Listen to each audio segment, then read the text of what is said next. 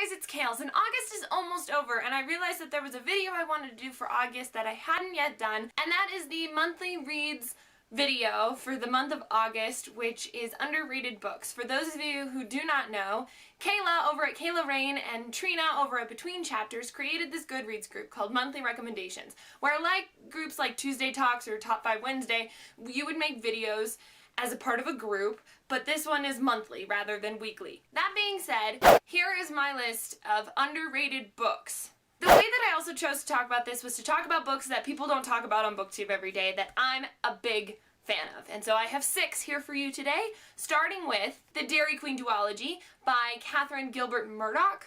The first one is Dairy Queen and the second one is The Off Season.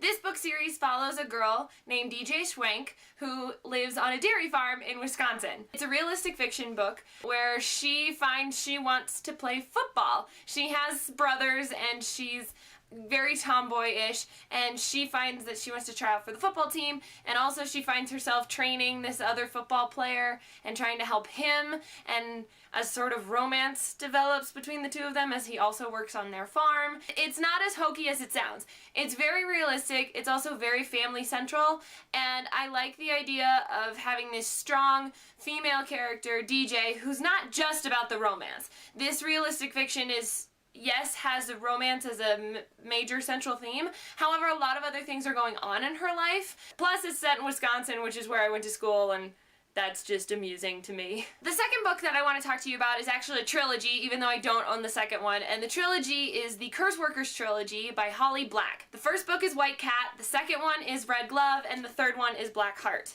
This book series centers around a young boy named Castle who opens the book by telling you that when he was 14 he killed someone. Because in this world, while it is our everyday society, it's also run by people who are curse workers, and curse workers are people who can affect others by just a single touch. His family is not a very good family. He doesn't really get along with them. He's the only one in his family who's not a curse worker. You learn about the death of his best friend Lila, and he gets kind of swept up into this mobster world for the next 3 books, and learning about the curse worker lives and about his life and his family. For me, it's a great lesson on world building. Holly Black to me is more known for like The Coldest Girl in Cold Town or The Darkest something in the Forest, Brain Fart.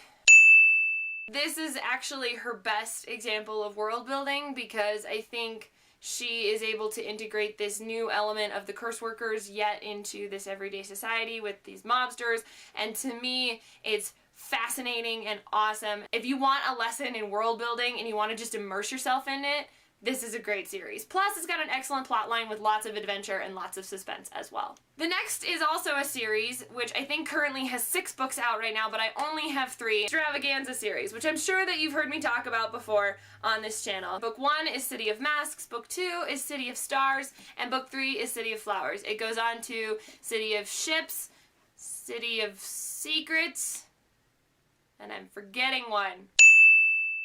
Wow, my memory sucks in this video today. This series is a fantasy series that takes place in London to start off the series with a boy named Lucian. That night, wakes up in this strange world of Talia, which is sort of like a Renaissance Italian land, and he wakes up in this place called Bellezza, which is sort of like Venice with all of its canals. He finds out that he is one of the very rare Stravagante, and Stravagante can travel between our world, the normal world, London, and Talia. Each book follows a different character with some intertwining from characters from previous stories, but follows different Stravagante as they find talismans and travel to different cities in Talia. I have loved this book series since I was in middle school, and when I was younger, before I knew what fanfiction was, I wrote my own like fanfiction version of this. And I love the friendships in this book too, because it just really makes you root for these characters and really makes you believe in magic and friendship, and not in a cheesy way either. There are some battles and there is some adventure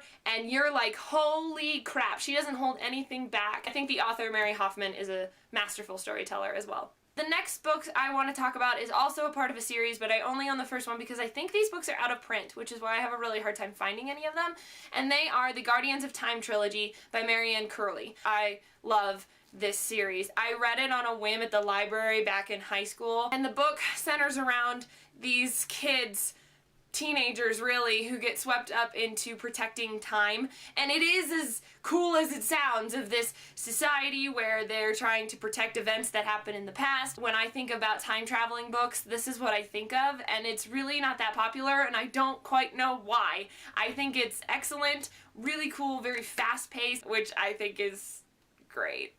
The last book that I want to talk about is called City of Thieves by David Benioff, and some people may have heard about this book over at Reagan's channel at Peruse Project because she got it in a haul, but I don't know if she's actually read it yet. It's really short and excellent, so I don't know why. This book is a historical fiction book which is centered around two gentlemen in Leningrad when it is taken over by the Nazi Party. These two gentlemen are caught by the Russian police, and they are sent to go find a dozen eggs for the chief of police's daughter's wedding cake. This book is so cinematic and so beautiful. I want to turn it into a movie so bad it hurts. It is a great story of camaraderie, great historical fiction, and just intriguing, beautiful storytelling. It's got a fascinating concept, follows the arc of a storyline to a T, and yet makes you laugh and cry and is so unexpected. Plus, as a sucker like me for Russian historical fiction, I don't know why I'm fascinated in that, but I am.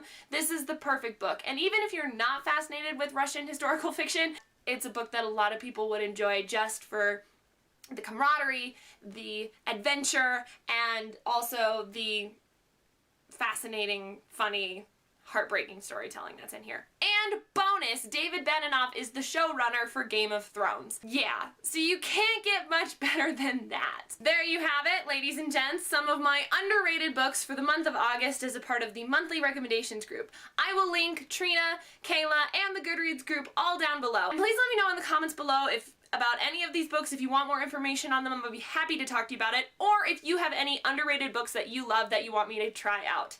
Until next time, guys, bye! There's like Feelings, Coworkers, and I have the first three books here, which is City of Masks, City of... Let's try and do this better, shall we? This one bang that is being stupid. Stay back, please. For the police... Very awkward posing for thumbnails. I hate doing that.